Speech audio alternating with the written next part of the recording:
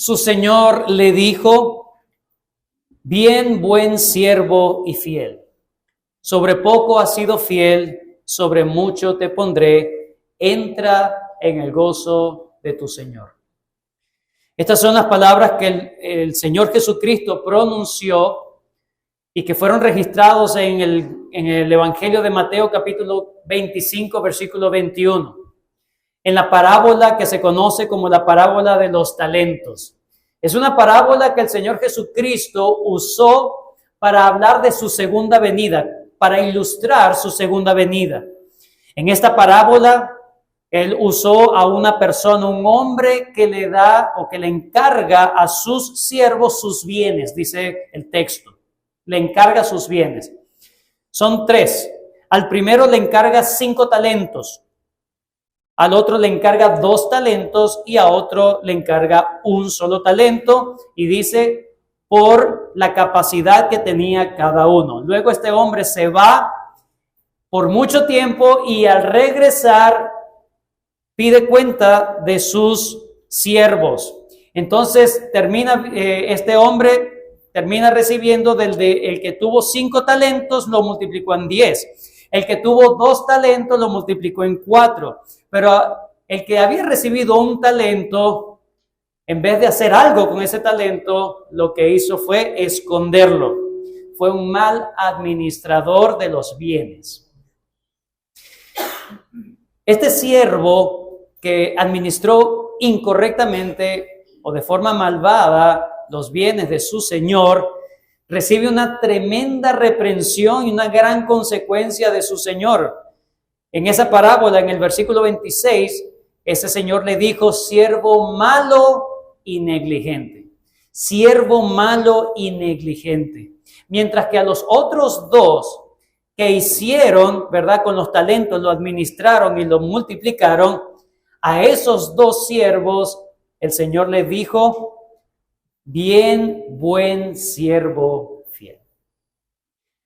Hermanos, no existe mayor motivación, mayor ánimo en la vida cristiana para alguien que cree verdaderamente en el Señor, escuchar estas gloriosas palabras cuando te enfrentes cara a cara con Él. No existe un premio más grande que eso.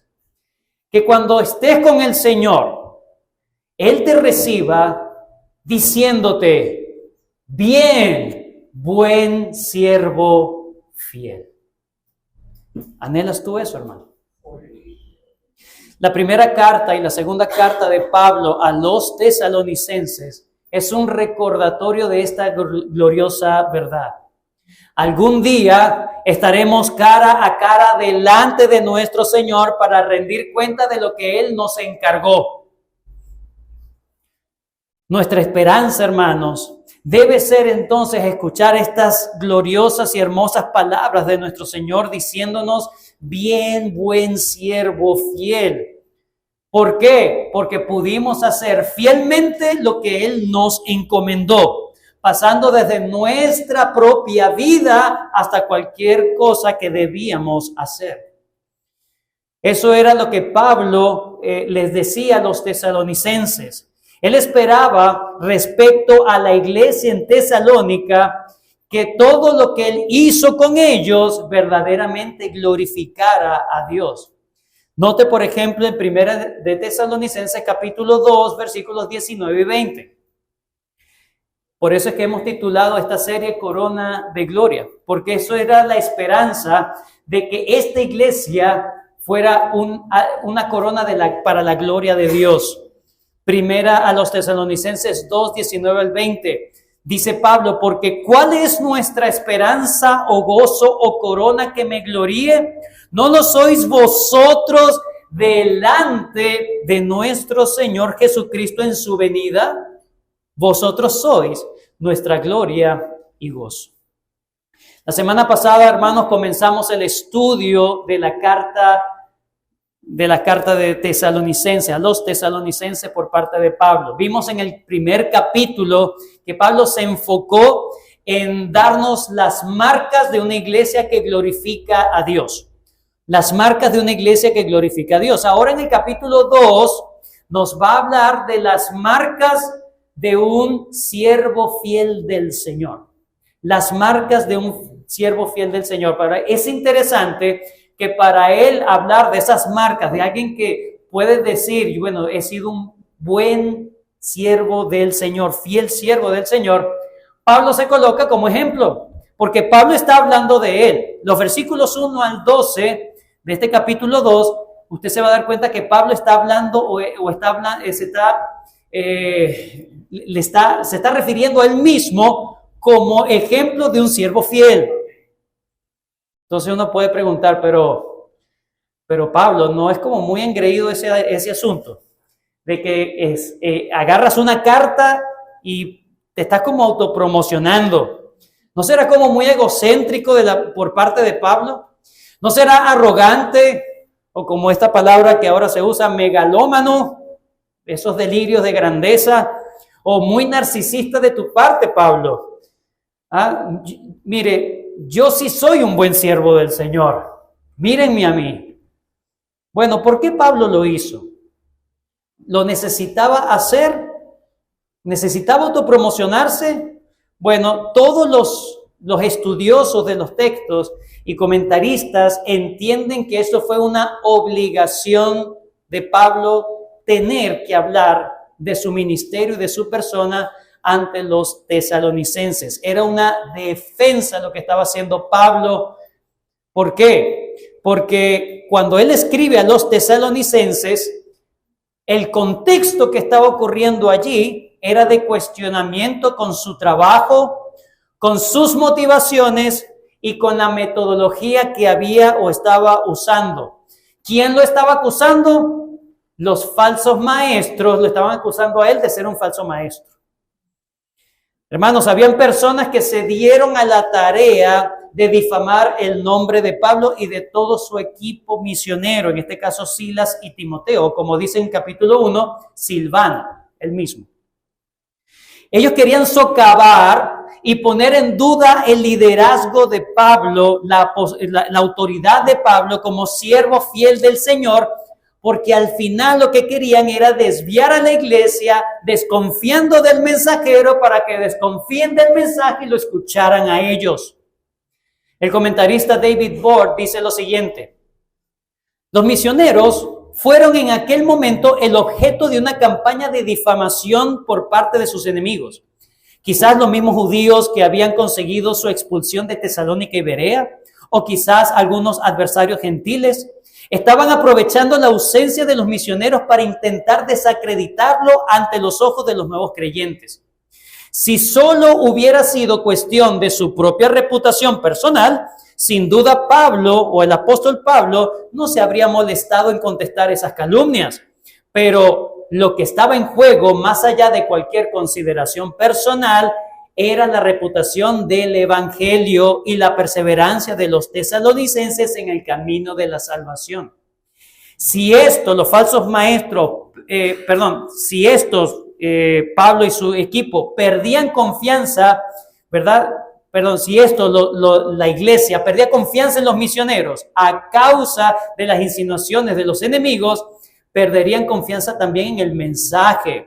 Fue a causa de esta urgente necesidad de confirmar a los tesalonicenses en su fe, por lo que el apóstol Pablo sintió entonces la necesidad de escribir estas líneas para hablar de él.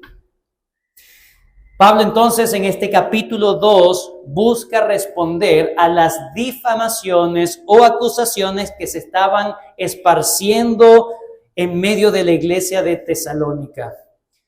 Pablo no solo se va a defender, o mejor dicho, en medio de su defensa nos va a mostrar cuáles son las marcas de alguien que puede decir delante de Dios que es un siervo fiel del Señor, que es un ministro fiel del Evangelio. Ahora bien, el que me está escuchando en esta mañana, no piense solamente que este mensaje es para el pastor Luis o para mi persona, porque somos los ministros, ¿no? O para alguien que quiera ser pastor. Mira, te hablan a ti si tú quieres ser pastor aquí. No, el mensaje es para toda la iglesia.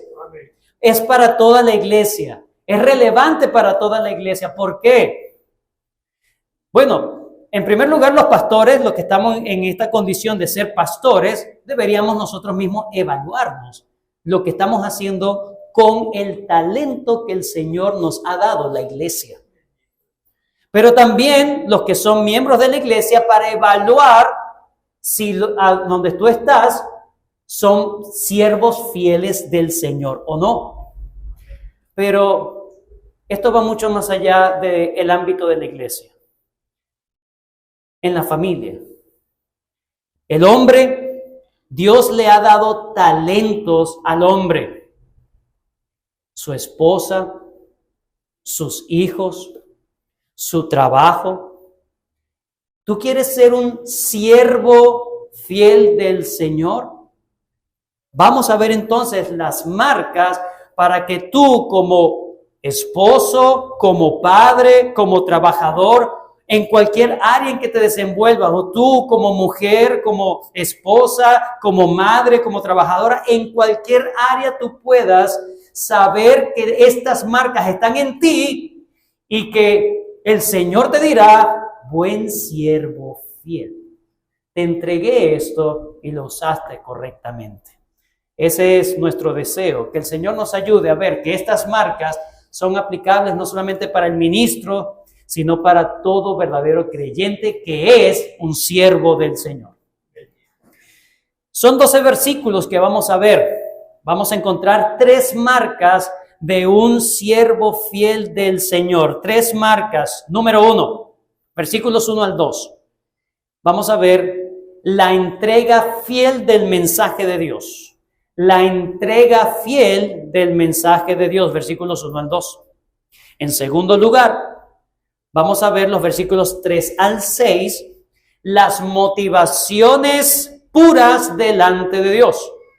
Las motivaciones puras delante de Dios. Y los versículos 7 al 12, vamos a ver el comportamiento amoroso con la iglesia de Dios. El comportamiento amoroso con la iglesia de Dios. Eres un siervo de Dios, eres una sierva del Señor. ¿Quieres escuchar estas gloriosas palabras cuando estés con tu Señor a quien tú amaste?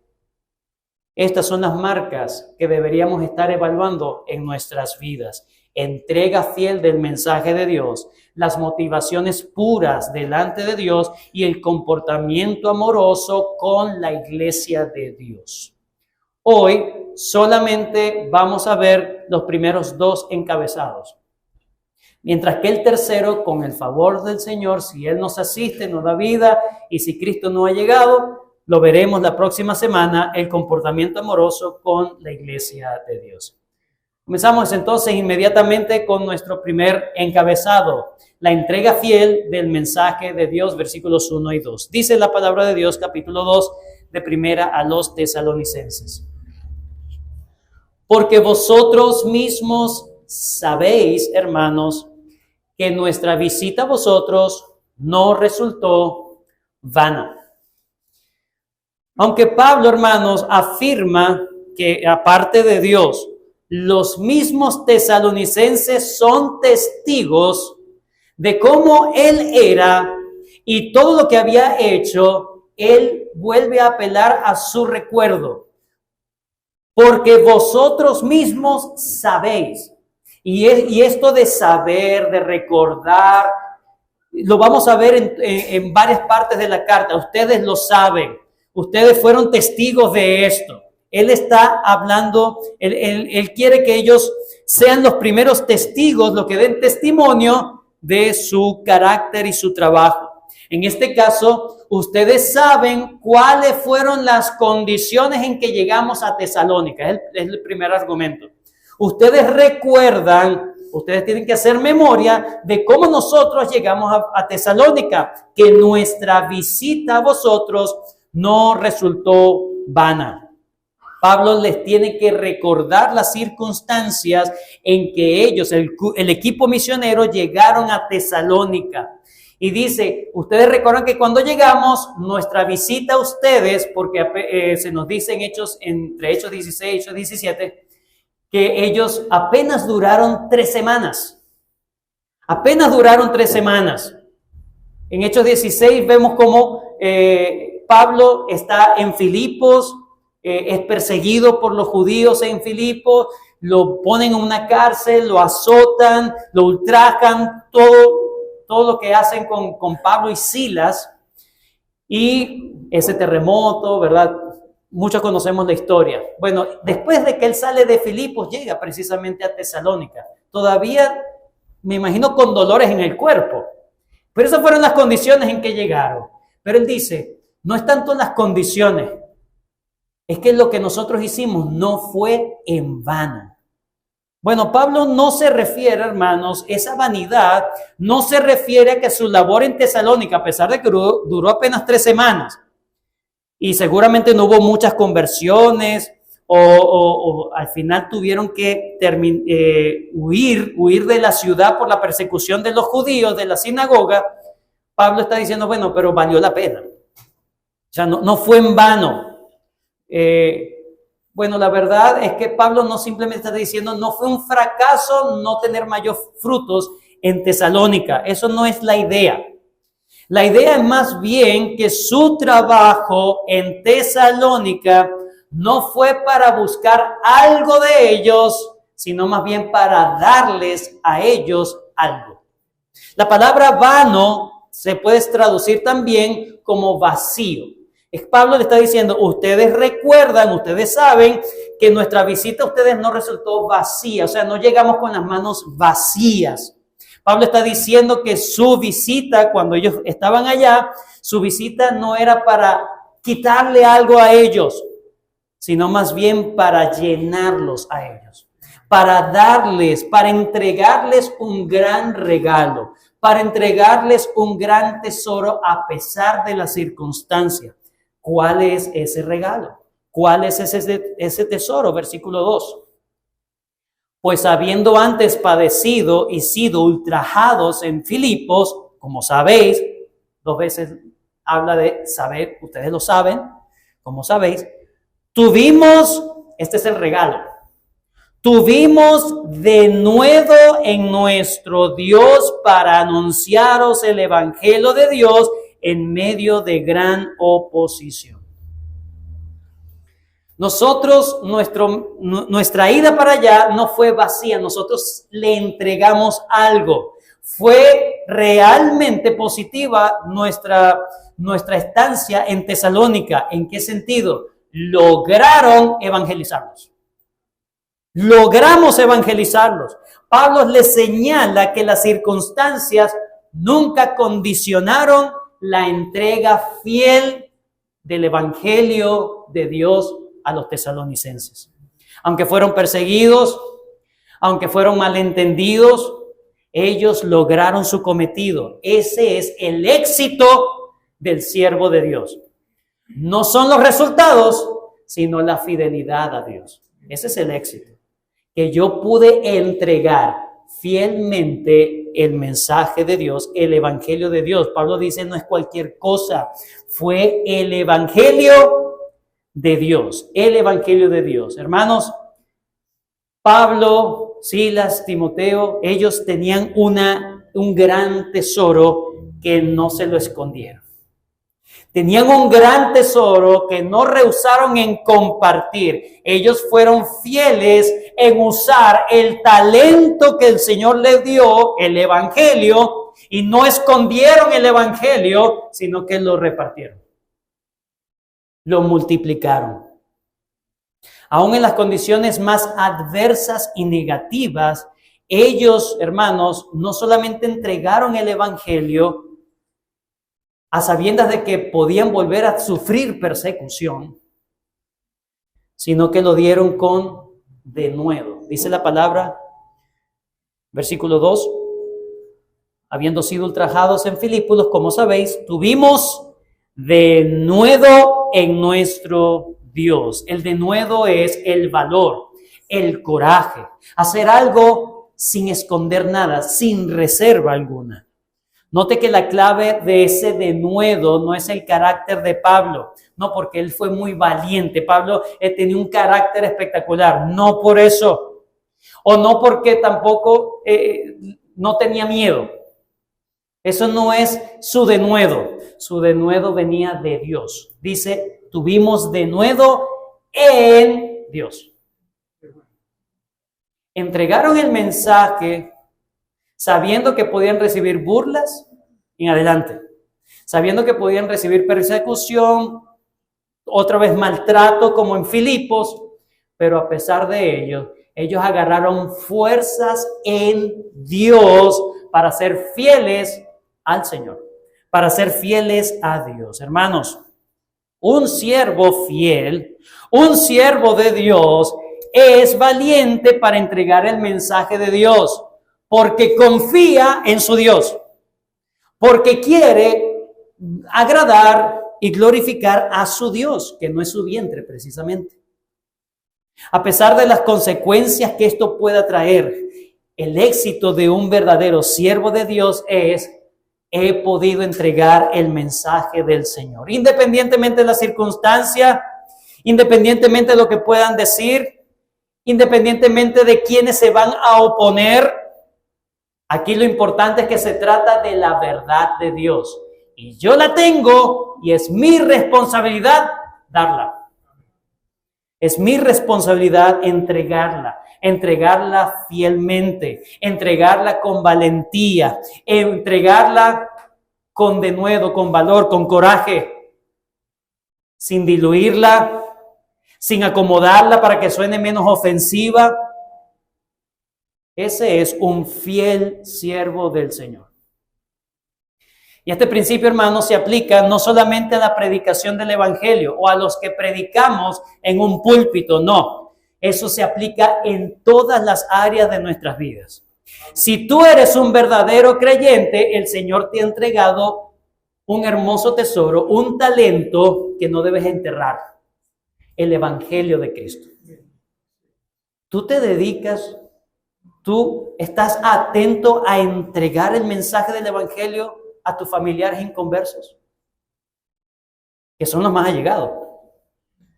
En tu trabajo, la gente te conoce como un cristiano y han podido escuchar el evangelio verdadero por medio de ti, o siguen confundidos con otro tipo de evangelio. Este principio se aplica a todo, hermano, no solamente también al evangelio, sino a toda la verdad de las Escrituras, a todo el consejo de Dios.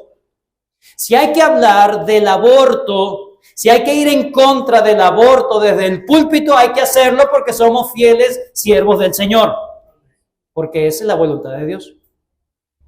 Hay que hacerlo con valor, no importa las malas caras que puedan haber. Si se trata de denunciar el falso evangelio de la prosperidad, hay que hacerlo, porque hay que ser fieles siervos del Señor delante de Dios. Si hay que decir, hay que advertir en contra de Cash Luna, de Guillermo Maldonado, de Joel Osteen o de Dante Gebel, no importa, con nombre y apellido se dirá, porque es el evangelio de Dios, es la verdad de Dios lo que debe prevalecer. Amén. Si hay que señalar el sistema comunista y socialista como sistemas políticos y económicos antibíblicos, hay que hacerlo, porque es la verdad de Dios que denuncia lo malvado. Porque si eso viola la moral de Dios, la ley moral de Dios, eso hay que decirlo. Lo mismo ocurre con la agenda globalista, lo mismo debe ocurrir con movimientos feministas, con movimientos homosexuales. Todo eso, un fiel siervo del Señor no se va a callar. Va a denunciar y va a decir, eso es contra las Escrituras. Eso es contra la palabra de Dios. Pero no diga eso. Lo voy a decir. Y lo voy a seguir diciendo. Porque debe prevalecer la verdad de Dios. El evangelio de Dios. La verdad del Señor. Es una responsabilidad, no solo del pastor en una iglesia, es la responsabilidad de todo papá en su hogar, de todo hombre cabeza del hogar en su familia, de todas las áreas de la vida, no solamente en las cosas religiosas. A veces nosotros segmentamos la vida como las cosas de Dios y las cosas seculares. No. Cristo debe gobernar todo, desde los deportes hasta la política, desde cualquier tipo de recreación, cualquier cosa, cualquier tema. El hombre de Dios, el siervo de Dios, debe dar el mensaje de Dios respecto a eso. Respecto a eso. Entonces, un esposo que tiene a su esposa la santifica en la palabra de Dios. Un hombre que tiene a sus hijos los guía en el camino, en la amonestación del Señor. Pero ¿cómo? ¿Cómo hablará un hombre la sana doctrina si no la conoce? ¿Cómo hablará un hombre si no se dedica al estudio de las Escrituras? Si no crece en el conocimiento y el amor al Señor. ¿Cómo hace? ¿Cómo puede entregar fielmente el mensaje de Dios si es que lo quiere entregar? ¿Cómo lo hará fielmente si es un ignorante de las Escrituras? Teniendo tantas herramientas en la iglesia local. No, pero yo voy los domingos y ya, no me molesten más. ¿Cómo puedes tú usar el talento del evangelio que el Señor te ha dado para darlo a otros? A tus propios hijos, a tu propio esposo, a tu propia esposa. ¿Cómo puede crecer alguien así si no le interesan las cosas del Señor? ¿Qué estás entonces entregando a tu familia? ¿Qué estás entregando a los que te conocen? ¿Qué estás enseñando? ¿Quieres ser un siervo fiel del Señor? ¿Quieres ser una sierva del Señor? Aprende la verdad y predica la verdad con denuedo en el Señor. Solamente de Él viene esa gracia. No, pastor, yo le digo las cosas de frente. El Señor Jesucristo, lleno de gracia y de verdad. Hablaba las cosas que tenía que decir, pero lleno de gracia también. Porque aquí está el punto. Conocer el evangelio verdaderamente no solamente te anima a decirle la verdad y a caerle a bibliazos a las personas. No, es hablarle la verdad en amor, en compasión, en misericordia, con gracia. Ese es alguien que entiende verdaderamente el evangelio y que vive verdaderamente el evangelio de Dios. ¿Estás tú, hermano, hermana?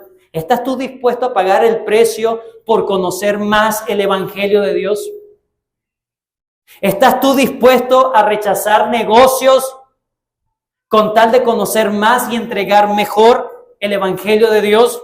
¿Estás tú dispuesto en rechazar cualquier tipo de cosas que te está estorbando para conocer más al Señor? El Señor nos ayude a ser hijos e hijas, siervos fieles del Señor que entregan el mensaje de Dios. En segundo lugar, la segunda marca. Hemos visto entonces la primera marca de un siervo fiel que glorifica al Señor.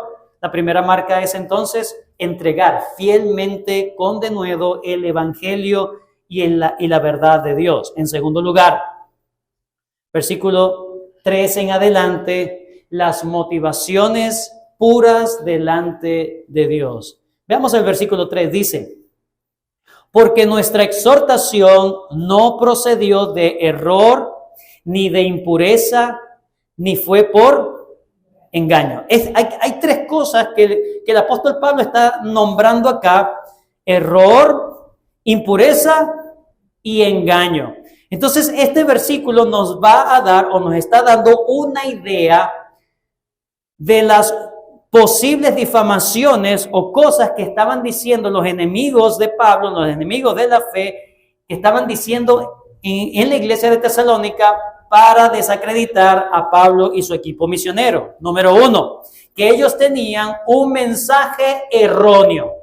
Dice: porque nuestra exhortación, y note que no está diciendo predicación, está diciendo exhortación.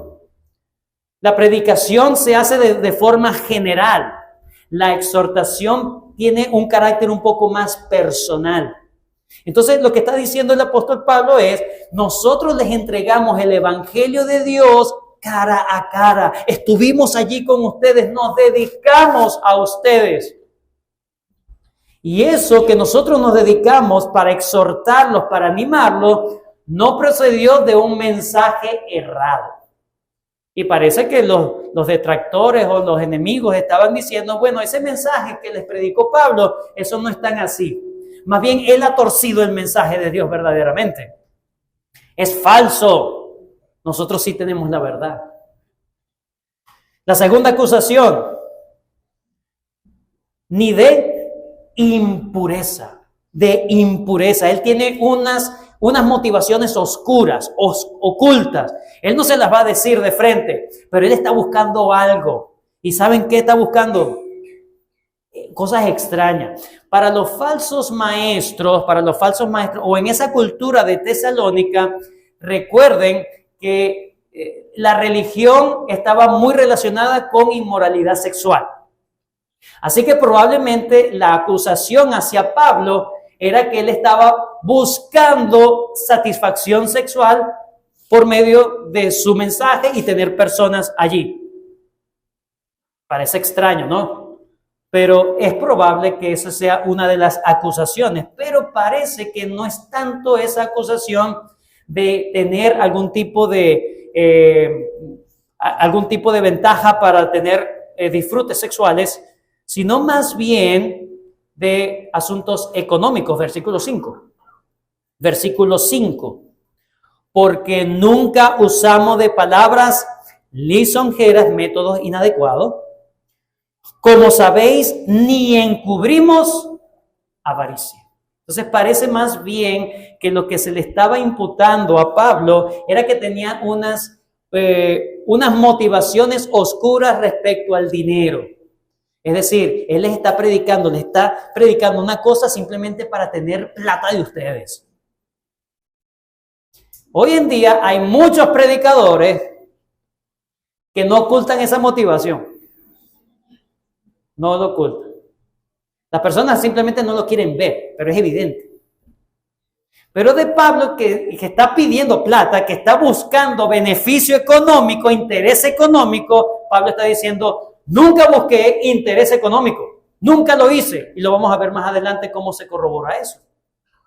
Pero responde a un rotundo no a la primera acusación. Responde a un rotundo no a la segunda acusación de la impureza. Y en tercer lugar, ni fue por engaño. Como si hubiesen usado métodos engañosos, métodos simplemente para manipular. Él lo que ha hecho con ustedes, queridos y amados tesalonicenses, ese hombre tan malvado, Pablo y su equipo, lo que están haciendo es manipularlos a ustedes. Ellos sí son malos. Entonces eso parece ser la acusación de que Pablo era un gran manipulador, o como dicen otros, era un charlatán, un charlero. Les caía muela a todo el mundo para ganar plata. Bueno, Pablo no solamente está diciendo, no, eso es mentira, eso no son mis motivaciones, sino que empieza a hablar de cuál fue realmente su forma de proceder ante ellos. Versículo 4. Sino que según fuimos aprobados por Dios para que se nos confiase el evangelio, así hablamos. Nota esto, no como para agradar a los hombres, sino a Dios que prueba los corazones. La razón del por qué Pablo puede desligarse de esas acusaciones o decir eso es mentira, eso es falaz, es porque su motivación para todo lo que hizo en Tesalónica y lo que seguía haciendo en otras partes era porque tenía una conciencia de que él estaba delante de Dios. Yo estoy delante de Dios y yo quiero agradar a Dios porque yo sé que siempre estoy ante los ojos de Dios. Los miércoles, si no has venido, te animo a venir.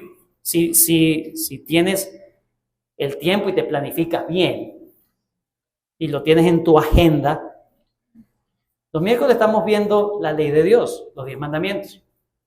Y este miércoles que pasó, el pastor habló acerca del primer mandamiento. ¿Cuál es el primer mandamiento? No tendrás dioses ajenos, resalte eso, delante de mí. Todo lo que tú haces, siempre lo estás haciendo delante de los ojos de Dios, delante del rostro de Dios. No te da vergüenza. Como tú le hablas a tu esposa, como tú tratas a tus hijos, como buscas manipular cuentas. Estás delante de Dios. Eso te debe, en primer lugar, disuadir del pecado, pero por otro lado, debe hacer esto que hizo en el corazón de Pablo, hacer todo porque sé que el Señor me está viendo. Es más bien un ánimo para hacer las cosas bien. Pablo enseña que su principal motivación era tener una conciencia pura delante de Dios. Como decían los reformadores, coram Deo. Coram Deo, delante de Dios, ante Dios significa esa palabra. Eso es lo que Pablo apelaba en su defensa. Su conciencia estaba limpia delante de Dios. Su proceder siempre fue delante de Dios. Sus palabras siempre estaban delante de Dios y él sabía que cada cosa que él hacía, Dios la iba a juzgar. No que le iba a juzgar en el futuro, Dios la iba a juzgar en ese momento. Versículo 4 nuevamente. Sino que fuimos aprobados por Dios, fuimos probados por Dios para que se nos confiase el evangelio y así hablamos, no como para agradar a los hombres, sino a Dios que, no dice probará, que prueba nuestros corazones. Prueba nuestros corazones. Como dice el comentarista William Hendrickson, el mensaje no podía ser error, sino la verdad misma brotando de la suprema fuente. Y el motivo al promulgarla no era egoísta, sino el más digno, agradar a Dios. Aquel ante el cual nada se oculta y que prueba los corazones. El ojo humano no puede discernir los motivos internos de los demás hombres, sean buenos o malos.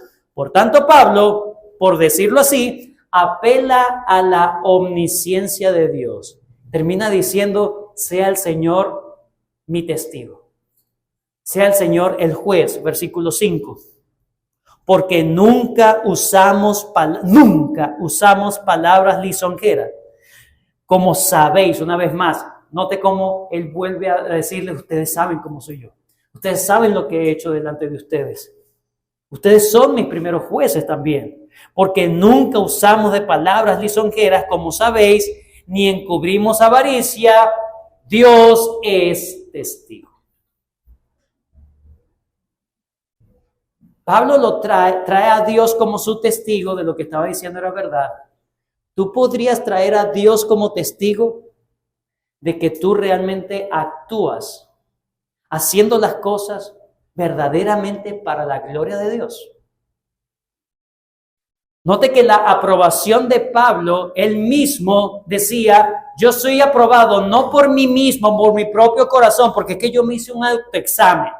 Y entonces yo me di cuenta, ¿verdad? Hablando con yo mismo. Entonces, digo mismo, ¿cómo estás tú delante de Dios? Excelente. No. Quien lo aprobaba no era su corazón porque él puede estar autoengañado. Ni tampoco porque ustedes me probaron a mí. Tampoco se confiaba de la aprobación de la iglesia. Ah, no, a ellos les gusta cómo hablo, entonces debo estar bien. No, la aprobación fue del Señor. La aprobación fue del Señor, pero ¿cómo sabemos o cómo puede Pablo decir, no, yo fui aprobado por Dios? Porque su autoprueba o su autoevaluación también puede estar errado. Hermanos, eso implica que Pablo siempre se ponía delante de los pies del Señor para orar el Salmo 19. Conoce mi corazón.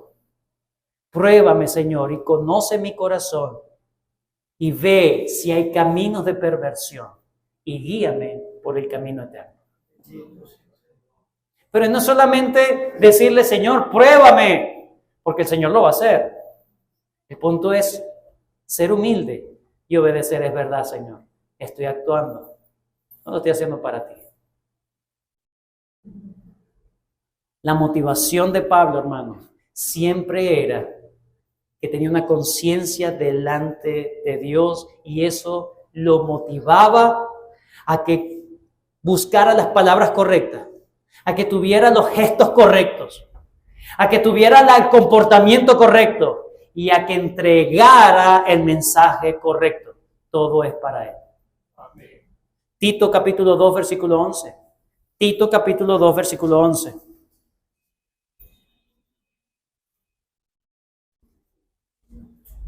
Porque la gracia de Dios se ha manifestado para salvación a todos los hombres. ¿Cómo sabemos que alguien ha tenido o tiene la gracia de Dios? Versículo 12. Enseñándonos que, renunciando a la impiedad. Pablo sabía que él no era perfecto, pero cuando entendía algo que no era correcto, que era oculto para él mismo, por el Señor lo sabe, renunciaba a la impiedad. Un asunto consciente. No lo estoy haciendo para la gloria de Dios, lo estoy haciendo por mí mismo simplemente, para que me vean. Yo oro para que mi esposa me vea y no me diga nada. Yo hago el devocional familiar porque ¿quién se aguanta a esa mujer?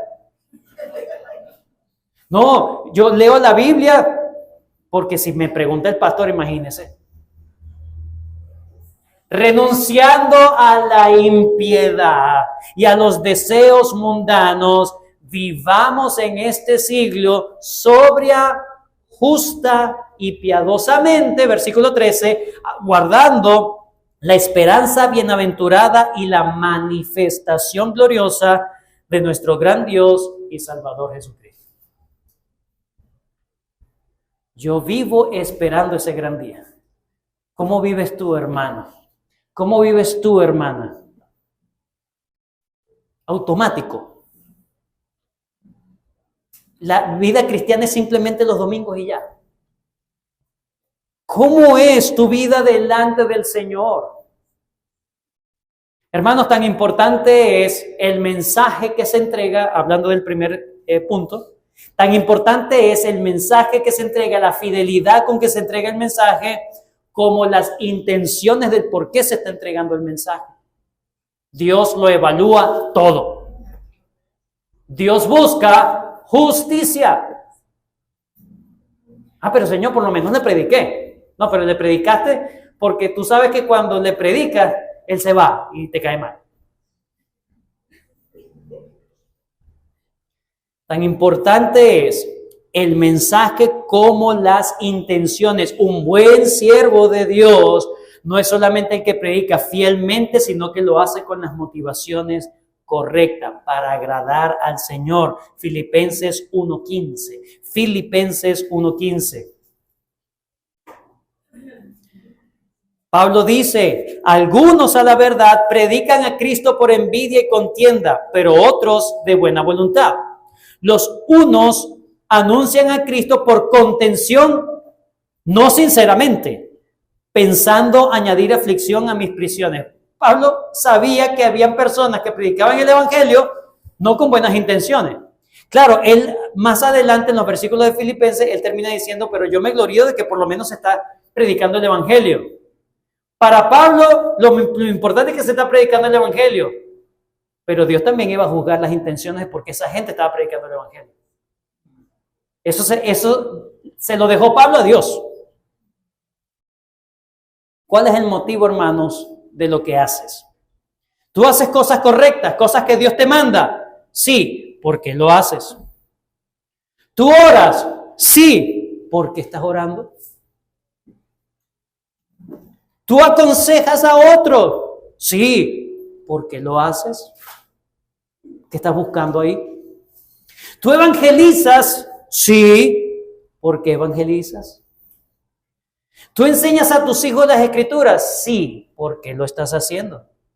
Si no lo estás haciendo para la gloria de Dios, tu motivación no es pura. Tu motivación no es pura. Y Dios es testigo de eso. El apóstol Pablo, hermanos, no lo movía la fama, no lo movía el poder, no lo movía el reconocimiento, ni siquiera su derecho legítimo de recibir ofrendas de esta gente. Versículo 6. Ni buscamos gloria de los hombres, ni de vosotros, ni de otros, aunque podíamos seros carga como apóstoles de Cristo. Aún ellos, sabiendo que tenían el derecho, renunciaron a ese derecho. Renunciaron a ese derecho porque eso se podía malentender y prefirieron sacrificar ese legítimo derecho para agradar a Dios. Para agradar a Dios. ¿Qué es lo que te mueve a ti? ¿Qué te mueve a ti todos los días para levantarte en la mañana? No, mis hijos me mueven. Entonces tienes motivaciones impías.